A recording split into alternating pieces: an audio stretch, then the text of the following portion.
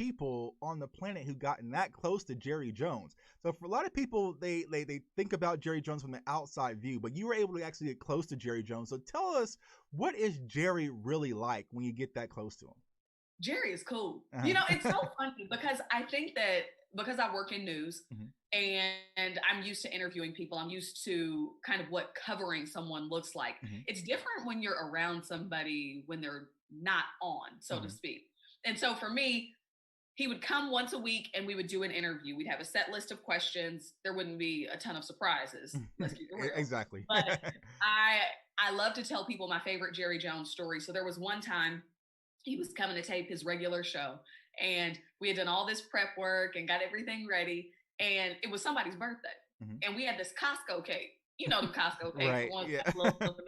So the cake was like on this front table thing, when you walked into the TV department at Valley Ranch.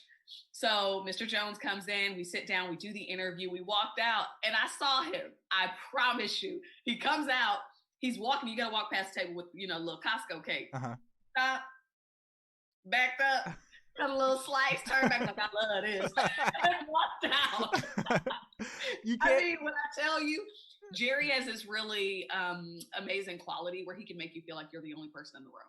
Gotcha. And I know that you see a little bit of that loyalty for him with his players. Another fun fact about Jerry, a lot of the people who work for him, I mean, even when I was with the team, he has the same receptionist, right?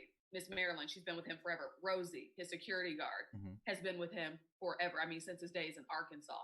And I always tell people, you can look at what someone is like by the longevity of the people around them. Exactly. And so I think that that's a real testament to Mr. Jones, but he is phenomenal. The family's great. I would say Jerry Jr. is the funny one. He's kind of like, the life of the party. Stephen is definitely more reflective, much more calculated. Charlotte is fabulous. And Jean, of course, is just always kind of that steady presence. I think that keeps Mr. Jones in line, to keep it real with you. Yeah, see, people, I tell people all the time, Jerry Jones is a salesman. He's a charmer.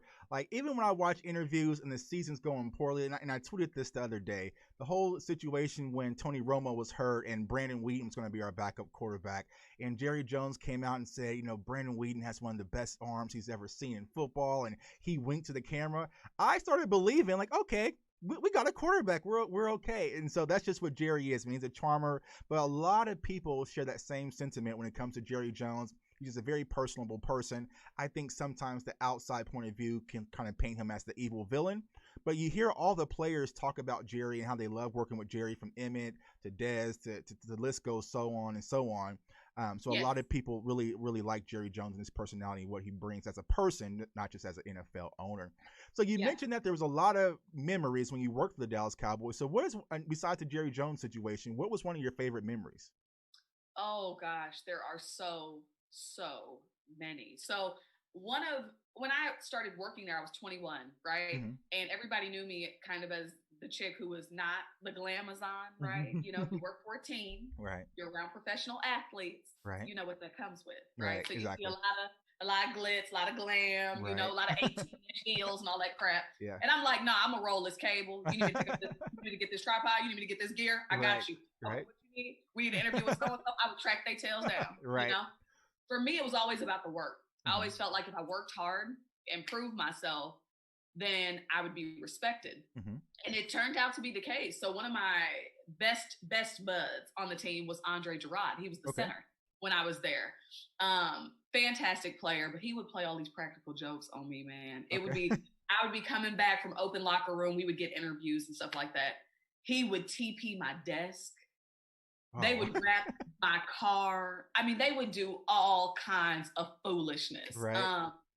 But we just had a lot of fun. I think that I remember training camp, riding around on the back of the golf cart. There was one season where I would do all these interviews and I would just say, hey, hop on the back of my cart. I'll give you a ride back to your room. And we would do interviews like that with just a GoPro and talk to them about their day and what had been going on and what they thought we should be covering that we weren't.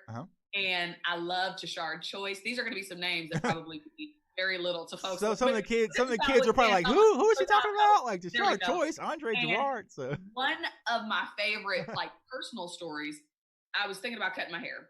I'm a Black woman. Right. I'd relaxed my hair for forever and I wanted to go natural, right? Right. And I wanted to just buzz it, rock it short and curly or whatever. And I remember I was talking to a few of the guys, they clowned me. And I have all brothers. So right. So you're used to it. Right? Yeah, yeah.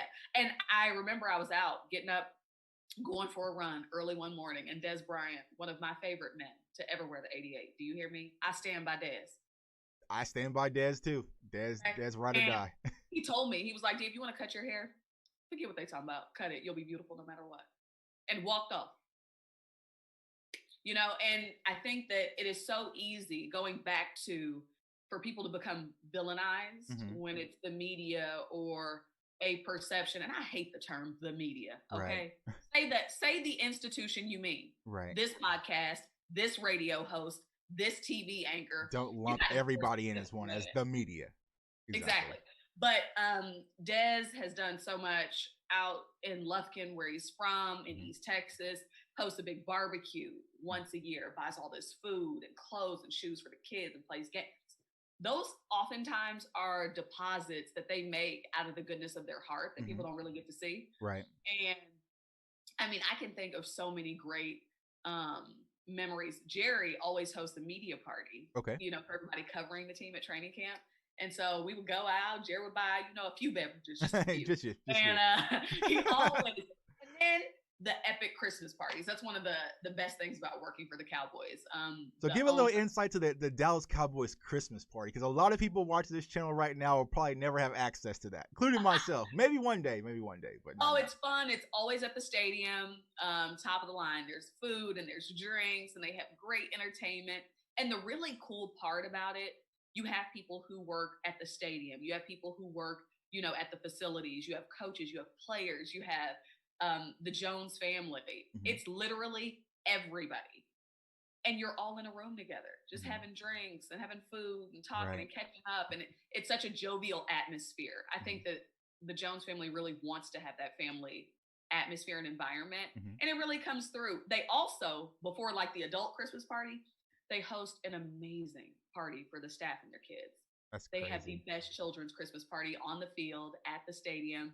And, some of those memories, I got to work a couple of those because I hadn't had kids yet. And it's just really magical. They get the best Santa there is. And I'm sure Jerry's going all out. Jerry Claus. 100%. And I think that little things like that are why, the TV department where I came from, I want to say there are people who have been there 20 and 30 years at this point. Oh, wow. And so I always say, if you want to measure leadership, look at longevity. Look at the people around them. And I loved my time working for the Cowboys. Perfect. We have a lot of questions in the chat. Shouts out to my guy, the Lunatic. He's wanting to dive into this season. We'll get there. Hi, what's up to my guy, Sid, man? What's going on, bro? So Dia, I have Eagles fans who constantly watch my show. I appreciate their support, but they're in the chat. We're not going to pay them any attention right now. Although I'm happy y'all finally won a Super Bowl. I am. And I don't say that with any shade. I rooted for the Eagles in the Super Bowl. How could you? Because we had 5. They had none. I couldn't do it. I felt sick to my stomach. And the hard part, it was like the lesser of two